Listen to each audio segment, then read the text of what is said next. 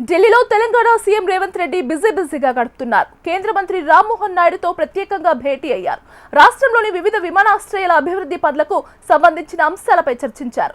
వరంగల్లోని మామునూరు విమానాశ్రయానికి సంబంధించి భూసేకరణ ప్రక్రియ పూర్తయిందని, ఈ క్రమంలో తదుపరి పనులు చేపట్టాలని కేంద్ర మంత్రిని రేవంత్ కోరారు. కొత్తగూడెం విమానాశ్రయానికి సంబంధించి పాల్వంచలో స్థలం గుర్తించామని తెలిపారు. OLS సర్వే, ఫిజిబిలిటీ స్టడీ నిర్వహించాలని కోరారు. ఆదిలాబాద్ విమానాశ్రయానికి సంబంధించి అదనంగా 249.82 ఎకరాలు కేంద్ర ప్రభుత్వానికి ఇచ్చేందుకు సిద్ధంగా ఉన్నట్లు తెలిపారు. దీంతో పాటు సీఎం రేవంత్ రెడ్డి రైల్వే మంత్రి అశ్విని వైష్ణవ్ను కూడా కలిశారు. తెలంగాణ రాష్ట్రానికి సంబంధించిన రైల్వే ప్రాజెక్టులపై ఆయనతో చర్చించారు. అనంతరం రక్షణ మంత్రి రాజ్నాథ్ సింగ్ తో ప్రత్యేకంగా భేటీ అయ్యారు. ఫిబ్రవరి చివరి వారంలో నిర్వహించి గాంధీ సరోవర్ ప్రాజెక్టుకు శంకుస్థాపనకు హాజరు కావాలని రాజ్నాథ్ సింగ్ ను ఆహ్వానించారు. ఈసా, మూసీ నదుల సంగమ స్థలంలో చేపడుతున్న ఈ కార్యక్రమానికి రావాలని ఆహ్వానించారు. మూసీ పునర్జీవ ప్రాజెక్టులో భాగంగా గాంధీ సరోవర్ ప్రాజెక్టు చేపడుతున్నట్లు రాజ్నాథ్ సింగ్ కు రేవంత్ తెలియజేశారు.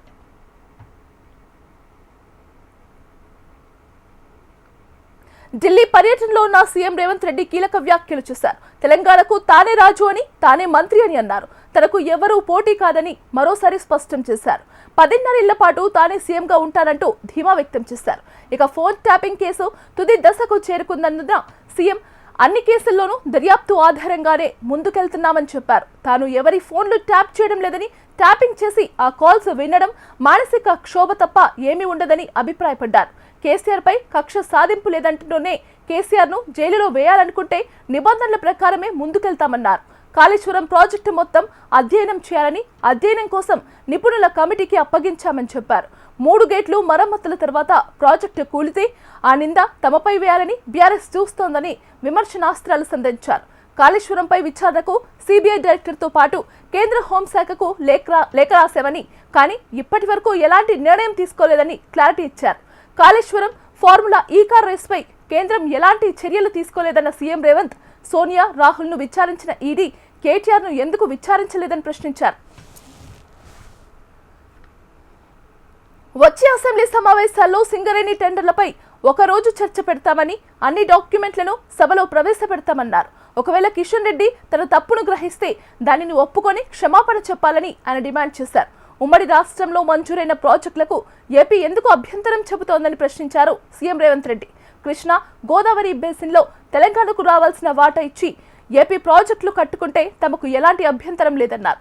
తెలంగాణ తన ప్రాజెక్టులు పూర్తి చేస్తే వరద జలాల లెక్కలు తేలుతాయని, కృష్ణా, గోదావరి బేసిన్లలో ప్రాజెక్టులు నిర్మించే విషయంలో ఒకే విధానం ఉండాలన్నారు. ఇక మున్సిపల్ ఎన్నికల ముందు రోజు మహబూబ్ నగర్ జిల్లాలోని మక్తల్ మున్సిపాలిటీలో ఓ బీజేపీ కౌన్సిలర్ అభ్యర్థి ఆత్మహత్య ఘటనపై కూడా స్పందించారు సీఎం రేవంత్. ఆత్మహత్యపై బీజేపీ అనవసర రాజకీయాలు చేస్తోందని మండిపడ్డారు. ఒక కౌన్సిలర్ కోసం హత్య రాజకీయాలు చేయాల్సిన అవసరం తమకు లేదన్నారు. ఒకవేళ బీజేపీకి అనుమానం ఉంటే సిబిఐతో విచారణ చేయించుకోవాలని సూచించారు. 2027 మే లేదా జూన్ నాటికి జనాభా లెక్కలు తేలుతాయన్న సీఎం రేవంత్, 2028 నాటికి మహిళా రిజర్వేషన్లు, నియోజకవర్గాల పునర్విభజన పూర్తవుతుందన్నారు. ఇక 2029లో జమిలీ ఎన్నికలు రాబోతున్నాయని జోష్యం చెప్పారు సీఎం రేవంత్ రెడ్డి.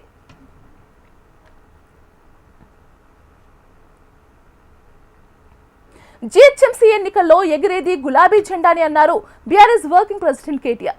శరలింగంపల్లిలో వివిధ పార్టీల నేతలను బీఆర్ఎస్ లోకి ఆహ్వానించిన కేటీఆర్, జీహెచ్ఎంసీలో కార్పొరేషన్లు 1 3 బీఆర్ఎస్ దే గెలుపన్నారు. కాంగ్రెస్, బీజేపీలు రాష్ట్రానికి చేసిందేమీ లేదని, కేసీఆర్ నాయకత్వమే శ్రీరామ రక్ష అని తెలిపారు. ఎన్నికల్లో ఓటు వేసేటప్పుడు ఆలోచించి నిర్ణయం తీసుకోవాలని ఓటర్లకు సూచించారు. ఈసారి కార్పొరేషన్ ఎన్నికల్లో కొట్లాడే అవకాశం, కొట్టే అవకాశం శేర్లింగంపల్లిలో ఉన్నది. ఎందుకంటే ఇప్పుడే శ్రీనివాస్ యాదవ్ గారు చెప్పినారు. 2 కారణాలు. ఒకటి, మనం పని చేసి ఓటు అడుగుతున్నాం. మనము ఏం పని చేసినామంటే గరీబోళ్ళకు పని చేసినాం, అట్లాగే ఇటు చదువుకున్న పిల్లలకు కూడా కొలువులు వచ్చేందుకు ఐటీ కానీ, ఇండస్ట్రీ కానీ ఆ పని కూడా చేసినాం. అందుకే మీరు శేర్లింగంపల్లిలో ఏ డివిజన్కి పోయినా, ఎక్కడికి పోయినా ఇవాళ కేసీఆర్ గారి నాయకత్వంలో మనం చేసిన పని మీకు కళ్ళకు కనబడతా ఉంటుంది. అట్లాగే ఇంకోవైపు కాంగ్రెస్, బీజేపీ 2 పార్టీలు కూడా చేసిందేమీ లేదు. కాంగ్రెస్ ఏమో అబద్ధాలు చెప్పి అధికారంలోకి వచ్చిన పార్టీ. 2 ఏళ్ల కింద దొంగ మాటలు చెప్పి, పచ్చి అబద్ధాలు చెప్పి మీకు అరచేతిలో వైకుంఠం చూపెట్టి ఆ పార్టీ అధికారంలోకి వచ్చింది. ఇక ఇంకో దిక్కు పూజకు పనికిరాని పువ్వు ఆ బీజేపీ పార్టీ, ఆడు తెలంగాణకు చేసింది 12 ఏళ్ళ 12 పైసల పని కూడా చేయలే. కాబట్టి రెండు పార్టీలు కూడా వాళ్ళ ప్రజలకు అర్థమైపోయింది, వీళ్ళందరూ కూడా ఉత్తోళ్ళే. మళ్ళా పెద్దలు చెప్తారు, ఎట్టి పనికైనా మట్టి పనికైనా మనోడే ఉండాలి. అట్లాగే కేసీఆర్ గారిని తిరిగి తెచ్చుకోవాలి. కేసీఆర్ నాయకత్వమే ఈ రాష్ట్రానికి శ్రీరామ రక్ష అని చెప్పి తెలంగాణలోని ప్రతి ఆడబిడ్డకు, ప్రతి అన్నకు, ప్రతి తమ్ముడికి అర్థమయ్యింది. కొంత టైం ఉన్నది, కాకపోతే ఇంకో 2 ఏళ్ళు తనలాడాలి, ఇంకో 2 ఏళ్ళు కొట్లాడాలి. ఎందుకంటే ఒక తప్పుడు ఓటు శిక్ష 5 ఏళ్ళు.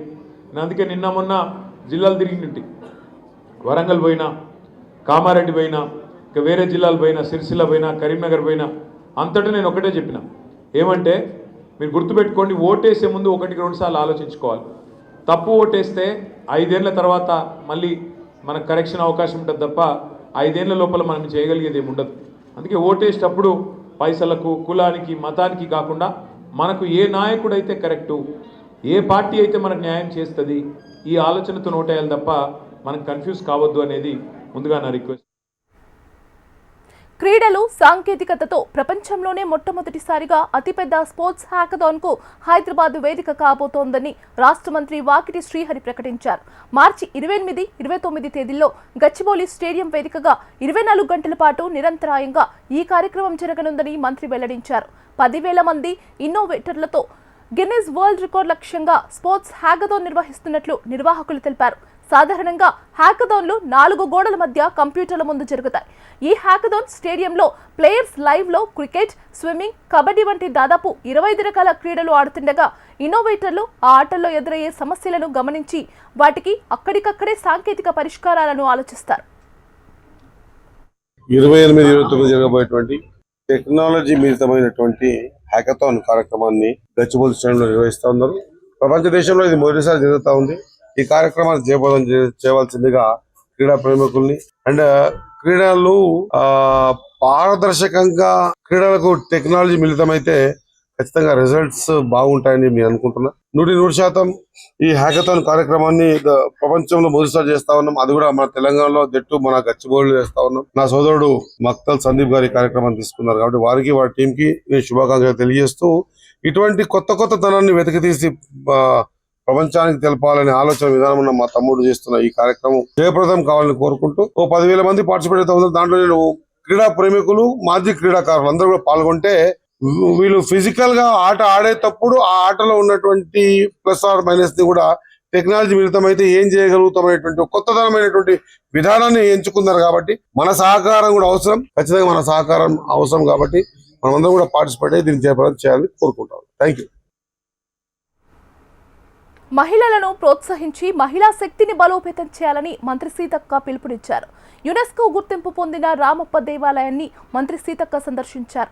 శివరాత్రి వేడుకలను ఘనంగా ఏర్పాటు చేయాలని ఆదేశించారు. అనంతరం మహిళా సంఘాల ఆధ్వర్యంలో ఏర్పాటు చేసిన ఇందిరా మహిళా శక్తి క్యాంటీన్ను ప్రారంభించారు. మహిళా సంఘాలను అభివృద్ధి చేయడమే రాష్ట్ర ప్రభుత్వ లక్ష్యమని సీతక్క తెలిపారు. మహిళలందరికీ 565 మంది మహిళా సోదరి మనులకు మనము లోన్లు ఇప్పించి వాళ్లకు 6 కోట్ల రూపాయలు పెట్టుబడి ఇచ్చడం జరిగింది. 565 షాప్స్ పెట్టుకోవడానికి వాళ్లకు 6,03,00,000 పైన పెట్టుబడి ఇవ్వడం జరిగింది. అందులో ఆ మహిళల యొక్క మొత్తం వాళ్ళ పెట్టుబడి 6 కోట్లతో మొదలైతే వాళ్ళ పెట్టుబడి, వాళ్ళ రాబడి చూసుకుంటే 9,13,00,000 రూపాయలు మా మహిళా సంఘాల వాళ్ళు ఈ 565 మంది సంపాదించుకోవడం జరిగింది. అంటే వాళ్ళ నికర ఆదాయం, వాళ్ళ పెట్టుబడి అంత పోగా 3,09,00,000 రూపాయలు రావడం జరిగింది.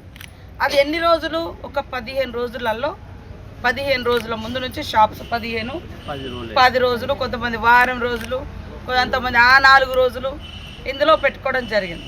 కాబట్టి బేస్మెంట్కి కూడా డబ్బులు లేనప్పుడు మన మహిళా సంఘాలకు మనమే, మహిళా సంఘ సభ్యురాలకు మన మహిళా సంఘాల నుంచి మరి ఒక ఎదురు 1,00,000 రూపాయలు బదిలిప్పిస్తున్నాం.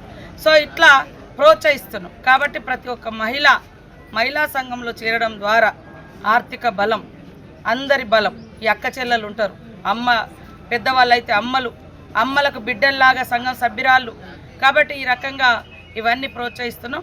అందుకనే మొట్టమొదటిసారి రామప్ప టెంపుల్ దగ్గర మనము ఇందిరా మహిళా శక్తి క్యాంటీన్ కూడా పెట్టినాం. దయచేసి మున్సిపల్ సమరం ముగిసింది. అయితే యుద్ధం ఇంకా మిగిలే ఉంది. మున్సిపల్ పీఠం కోసం తెర వెనుక ఆ కసరత్తు జరుగుతూనే ఉంది. పీఠాన్ని కైవసం చేసుకునేందుకు అటు కాంగ్రెస్, బీఆర్ఎస్, బీజేపీ వ్యూహాత్మక అడుగులు వేస్తున్నాయి. బీజేపీ ఓ అడుగు ముందుకు వేసి ఏకంగా క్యాంప్ రాజకీయాలకు తెరతీసింది. ఉమ్మడి ఆదిలాబాద్ జిల్లాలోని నిర్మల్, ఖానాపూర్ మున్సిపాలిటీలో క్యాంప్ రాజకీయాలు మొదలయ్యాయి. బీజేఎల్పీ నేత ఏలేటి మహేశ్వర్ రెడ్డి ఆధ్వర్యంలో నిర్మల్కు చెందిన 42 మంది కౌన్సిలర్లు, ఖానాపూర్కు చెందిన మరో 12 మంది వార్డులకు చెందిన కౌన్సిలర్లను క్యాంపునకు తరలించారు. మొత్తం 3 బస్సుల్లో 49 మందిని తరలించినట్లు తెలుస్తోంది. క్యాంపు వెళ్లిన కౌన్సిలర్లు చైర్మన్, వైస్ చైర్మన్ ఎన్నిక రోజునే తిరిగి రానున్నారు. ఎట్టి పరిస్థితుల్లో నిర్మల్, ఖానాపూర్ మున్సిపాలిటీల్లో బీజేపీ పట్టు సాధించేందుకు విశ్వ ప్రయత్నాలు చేస్తోంది.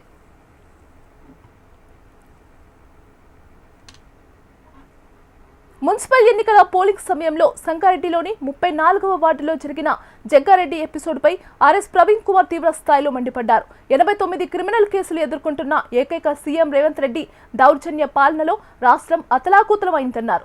CI Shivakumar 2009 underworld mafia డాన్లు హైదరాబాద్లో తిరుగుతుంటే ప్రాణాలకు తెగించి దాడులు చేసి రాష్ట్రాన్ని కాపాడిన అధికారి అంటూ కితాబిచ్చారు. ప్రెసిడెంట్ గ్యారంటీ అవార్డు తీసుకున్న అధికారిపై జగ్గారెడ్డి నోటికొచ్చినట్లు దూషించడం దారుణమన్నారు. పోలింగ్ కేంద్రంలోకి జగ్గారెడ్డి రౌడీ షీటర్లను వెంట పెట్టుకుని ఎలా వెళ్తారని ప్రశ్నించారు. జగ్గారెడ్డిపై ఎందుకు కేసు నమోదు చేయాలని నిలదీశారు. జగ్గారెడ్డిపై చర్యలు తీసుకోవాలని కోరుతూ సైబరాబాద్ సిపి మహేష్ భగవత్ కు ఫిర్యాదు చేశారు. జగ్గారెడ్డి ఆయన సంగారెడ్డి ఎక్స్ఎమ్మెల్యే కావచ్చు, కానీ జగ్గారెడ్డి మామూలుగా పోలేదు. జగ్గారెడ్డి ఇక చూడండి, జగ్గారెడ్డి రౌడీ షీటర్లను వెంబడేసుకొని పోయాడు. ఈ బ్లూ సర్కిల్లో ఉన్న వ్యక్తి రౌడీ షీటర్ అబ్బాస్ అనే ఒక రౌడీ షీటర్. ఈయన ఆయన ఇన్స్టాగ్రామ్ పేజ్ చూడండి, అబ్బాస్ రౌడీ అని రాసుకున్నారు. ఇలా కాంగ్రెస్ టీపీసీసీ వర్కింగ్ ప్రెసిడెంట్ కు ఈ రౌడీ షీటర్లతో ఇవ్వనండి. వీళ్ళు గోల్కొండ ప్రాంతానికి చెందిన రౌడీ షీటర్లు. ఈ అబ్బాస్ పేరు మీద ఒక rowdy sheet Golconda police station ఉన్నది. ఈ మధ్య కాలంలో దాన్ని నార్సింగ్ పోలీస్ స్టేషన్ ట్రాన్స్ఫర్ చేసింది. ఈయన అబ్బాస్ యొక్క అనుచరుడు మాజిద్. వీళ్ళిద్దరు కూడా రౌడీ షీటర్లే. వీళ్ళ మీద అటెంప్ట్ మర్డర్ కేసులు ఉన్నాయి, ఎక్స్టార్షన్ కేసులు ఉన్నాయి. వీళ్లను పట్టుకొని ఒక ఎక్స్ఎమ్మెల్యే, టీపీసీసీ వర్కింగ్ ప్రెసిడెంట్ ఎట్లా పోతాడండి? వీళ్ళేమన్నా అక్కడ ఓటర్లా, గోల్కొండ ఓటర్లా, వాళ్ళు సంగారెడ్డి ఓటర్లా? అది ఒక ఎక్స్ఎమ్మెల్యే 100 మీటర్ల లైన్, అక్కడి వరకే ఎవరైనా పోవచ్చు. 100 మీటర్ల లైన్ దాటి లోపలికి పోయి ఒక క్యాండిడేట్ కొడుకు రిజ్వానా అనే ఆమె క్యాండిడేట్, రిజ్వానా కొడుకు వచ్చేసి అడ్డు. ఆ అడ్డు 5 సార్లు నువ్వు ఇక్కడ పని లేదు, మీ అమ్మ క్యాండిడేట్, నువ్వు ఇక్కడ ఉండాల్సిన అవసరం లేదు, నువ్వు బయటికి వెళ్ళిపో, 100 మీటర్లు దాటి బయటికి పో అని పోలీసు వాళ్ళు అంటే పోకుండా అక్కడనే ఉంటే 5 సార్లు చెప్పినా వినకపోతే అతన్ని తీసుకొచ్చి బయట దొబ్బి బయట పెట్టేస్తే దానికి ఎక్స్ఎమ్మెల్యే జగ్గారెడ్డి వచ్చి రౌడీ షీటర్లతోని వచ్చి, టీపీసీసీ వర్కింగ్ ప్రెసిడెంట్ రౌడీ షీటర్లతో వచ్చి నానా దుర్భాషలు ఆడిండు. మరి ఎందుకు? కొత్తగూడెం జిల్లా పాల్వంచ పిఎస్లో రాత్రి హై టెన్షన్ నెలకొంది. దొంగ ఓటు వేశారంటూ అన్యాయంగా మైనార్టీ మహిళను టానాలో నిర్బంధించారని కొత్తగూడెం ఎమ్మెల్యే కూనంనేని సాంబశివరావు ఆరోపించారు. టానాలో ఖాళీ బ్యాలెట్ బాక్స్ కనిపించడంతో నాయకులు కార్యకర్తలతో కలిసి ఆందోళన చేపట్టారు. పోలీసుల తీరుపై మండిపడ్డారు. మైనార్టీ మహిళను పోలీస్ స్టేషన్ కు తీసుకెళ్లడంపై తాను సీఐకి ఫోన్ చేస్తే దురుసుగా మాట్లాడారని సాబీర్ పాషా అన్నారు. సీఐ క్షమాపణ చెప్పాలని డిమాండ్ చేశారు. టానాలో ఉన్న ఖాళీ బ్యాలెట్ బాక్స్ ను పోలింగ్ ఆఫీసర్లు తీసుకెళ్తుండగా పోలీసులే దొంగ ఓట్లు వేయిస్తున్నారంటూ ఆగ్రహం వ్యక్తం చేశారు. ఖాళీ బ్యాలెట్ బాక్స్ ఇక్కడికి ఎలా వచ్చిందని ఎమ్మెల్యే ప్రశ్నించారు.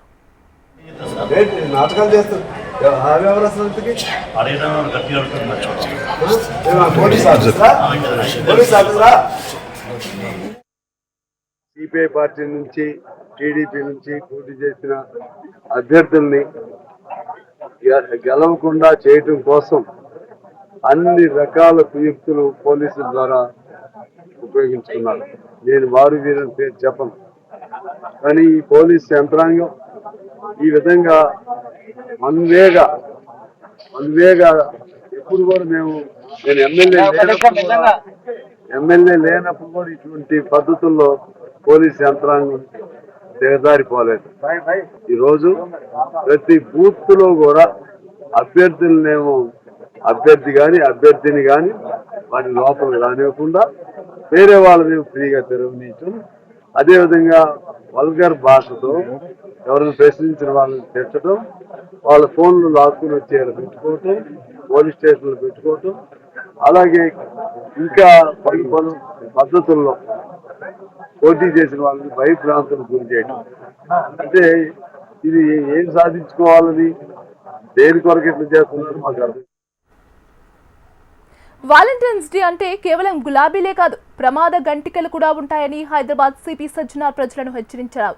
సోషల్ మీడియా, డేటింగ్ యాప్స్లో మీరు తోడు కోసం వెతుకుతుంటే సైబర్ కేటుగాళ్లు మీ బ్యాంక్ ఖాతాను ఖాళీ చేయడానికి కాచుకొని ఉంటారని తస్మాత్ జాగ్రత్త అంటూ సూచించారు. అజ్ఞాత వ్యక్తులకు ఎట్టి పరిస్థితుల్లోనూ డబ్బులు, గిఫ్ట్ కార్డులు పంపొద్దని, వీసా సమస్యలని, ఆసుపత్రి ఖర్చులని, కస్టమ్స్లో ఖరీదైన గిఫ్ట్ ఇరుక్కుపోయిందంటూ చెప్పే మాయమాటలు అస్సలు నమ్మొద్దన్నారు.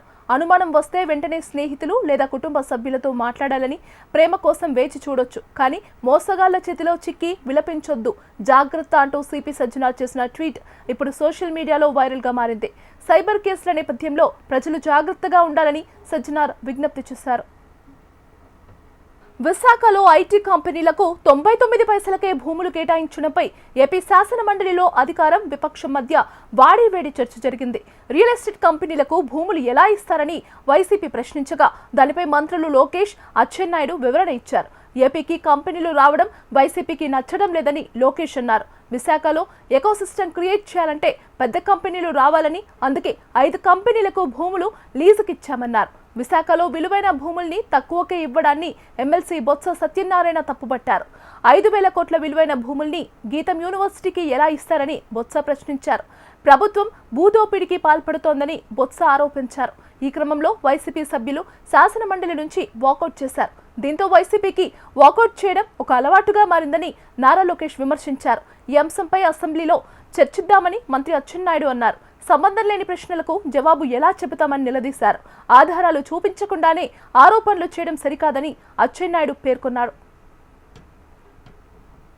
ఐటీ ఎకోసిస్టమ్ లేదండి, it is a fact. IT ecosystem ఎక్కడుంది? మీరు 5 సంవత్సరాలు ఏం చేశారు? కంపెనీ పట్టుకొచ్చారా విశాఖపట్నం? సరిగ్గా ఇన్ని మాటలు మాట్లాడతారు. మేము 18 నెలలు పట్టుకొచ్చాం, 18 నెలలు కంపెనీలు పట్టుకొచ్చాం. ఆసిలర్ మిత్తల్ విశాఖపట్నానికి వచ్చింది, ఈ రోజు టీసీఎస్ విశాఖపట్నానికి వచ్చింది, కాగ్నిసెంట్ విశాఖపట్నానికి వచ్చింది. ఈ రోజు పెద్ద ఎత్తున రియల్ ఎస్టేట్ డెవలపర్స్ మేము పట్టుకొస్తున్నాం విశాఖపట్నానికి. వాళ్ళకి మార్కెట్ ప్రైస్ వాళ్ళకి భూములు కూడా కేటాయిస్తాం జరుగుతుంది. Yes, it is a policy of this government. IT ecosystem మన విశాఖపట్నాన్ని ఒక ఐటీ క్యాపిటల్ గా రూపుదిద్దించాలని మేము ఒక నిర్ణయం తీసుకున్నాం. ఒక ప్లాన్ ప్రకారం మేము ముందలు తీసుకెళ్తున్నాం. ఇక్కడ ఏంటంటే అధ్యక్ష, మొత్తం ఎకో సిస్టమ్ అనేది ఏర్పాటు చేయాలి అధ్యక్ష. ఏపీఐఏసీలు ఐటీ భవనాలు కట్టలేదు అధ్యక్ష, ఎప్పుడు కట్టలేదు. This only one and only building అధ్యక్ష, అది మిలీనియం టవర్స్ అని ఒకే ఒక బిల్డింగ్ కట్టారు. అది ఆల్రెడీ లీజ్కి ఇచ్చాం అధ్యక్ష. లీజ్ పైన వచ్చే ఆదాయం చాలా తక్కువ అధ్యక్ష. మనం పెట్టే డబ్బులకి వచ్చే లీజ్ ఇన్కమ్ మనం బేరీ చేసుకుంటే పర్సంటేజ్ చాలా తక్కువ ఉంటుంది కనుక ల్యాండ్ డెవలప్మెంట్కి ఇస్తేనే బెటర్ అనేది ప్రభుత్వం ఒక పాలసీ తీసుకుని చేస్తాం జరిగింది అధ్యక్ష. ఒక్కొక్క కంపెనీ మేము పట్టుకొస్తున్నాం, పెద్ద ఎత్తున పెట్టుబడులు తీసుకొస్తున్నాం. 25.3% భారతదేశంలో పెట్టుబడులు ఈరోజు ఆంధ్ర రాష్ట్రంగా వస్తున్నాయి. ఇక్కడున్న సహచారం అచ్చులు మా బీసీ జనార్దన్ రెడ్డి గారు, టీజీ భరత్ గారు, దుర్గేష్ గారు, మేమందరం ఒక జీవోఎంలో ఉన్నాం. మేమందరం కలిసికట్టుగా చేస్తున్నాం కనుకనే ఈ రోజు ఇంత పెద్ద ఎత్తున పెట్టుబడులు వస్తున్నాయి, పరిశ్రమలు వస్తున్నాయి. అధ్యక్ష,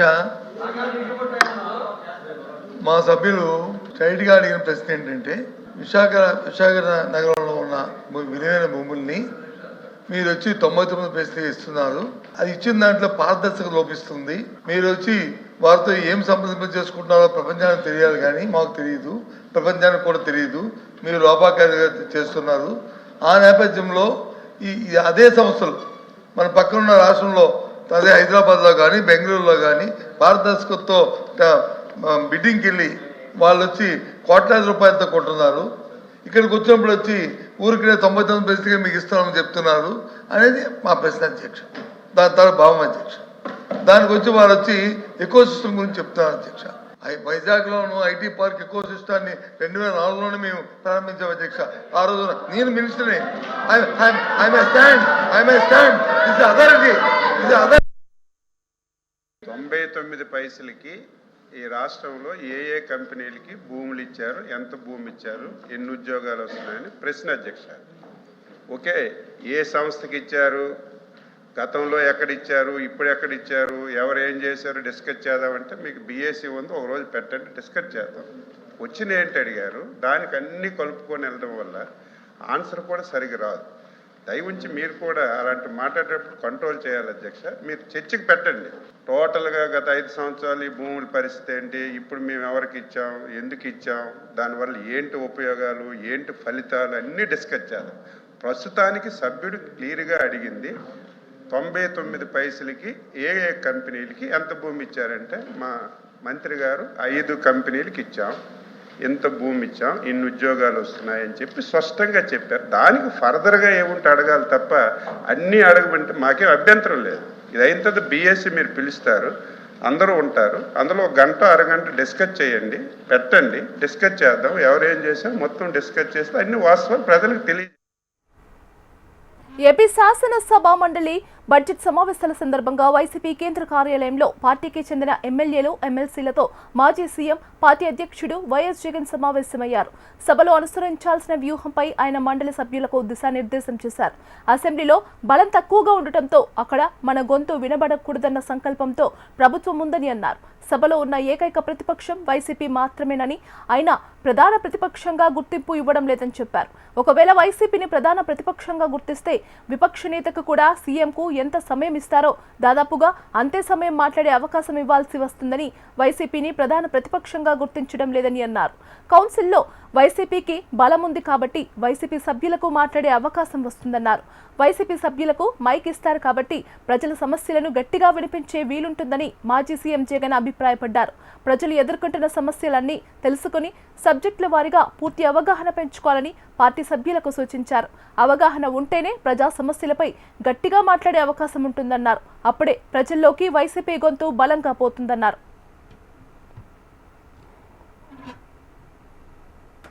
ఏపీలో గ్రామ వార్డు సచివాలయ వ్యవస్థలో కూటమి ప్రభుత్వం కీలక మార్పులు చేసింది. సచివాలయాల పేరును స్వర్ల గ్రామం, స్వర్ల వార్డు శాఖ కార్యాలయాలుగా మారుస్తూ ప్రభుత్వం జీవో జారీ చేసింది.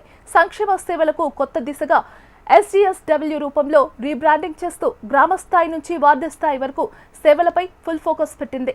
వాలంటీర్ వ్యవస్థకు కొత్త గుర్తింపు సచివాలయాల పనితీరులో మరింత కట్టుదిట్టం చేసింది. ప్రజలందరికీ ప్రభుత్వ సేవలు వేగంగా, పారదర్శకంగా అందించడమే లక్ష్యంగా ప్రభుత్వం పనిచేయనుంది.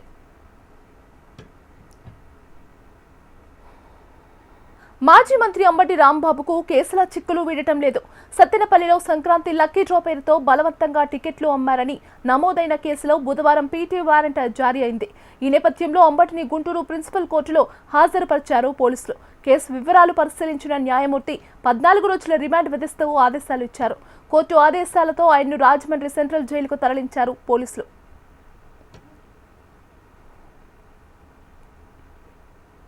తిరుమల లడ్డూ వివాదంపై సిపిఐ జాతీయ కార్యదర్శి నారాయణ సంచలన వ్యాఖ్యలు చేశారు. తిరుమల శ్రీవారిని దర్శించుకున్న ఆయన లడ్డూ ఇష్యూను రాజకీయాలకు వాడుకోవడంపై మండిపడ్డారు. లడ్డూలో కల్తీ జరిగిన మాట వాస్తవమేనని, బాధ్యులను వదిలేయకూడదని డిమాండ్ చేశారు. కల్తీ పేరుతో అధికార, ప్రతిపక్ష పార్టీలు రాజకీయ లబ్ధి కోసం పాకులాడుతున్నాయని విమర్శించారు. సుప్రీంకోర్టు ఈ వ్యవహారంపై విచారణ జరుపుతున్నందున రాజకీయ నేతలు అనవసర విమర్శలు ఆపేయాలని సూచించారు. రాజకీయాల కోసం దేవుణ్ణి లాగి కోట్లాది మంది భక్తులను ఆవేదనకు గురి చేయొద్దని నారాయణ హెచ్చరించారు. తిరుపతి లడ్డు వివాదం రాజకీయ నాయకులందరూ కూడా నోరు అదుపులో పెట్టుకోవడం మంచిది, మాట్లాడడం మంచిగా నా ఉద్దేశం.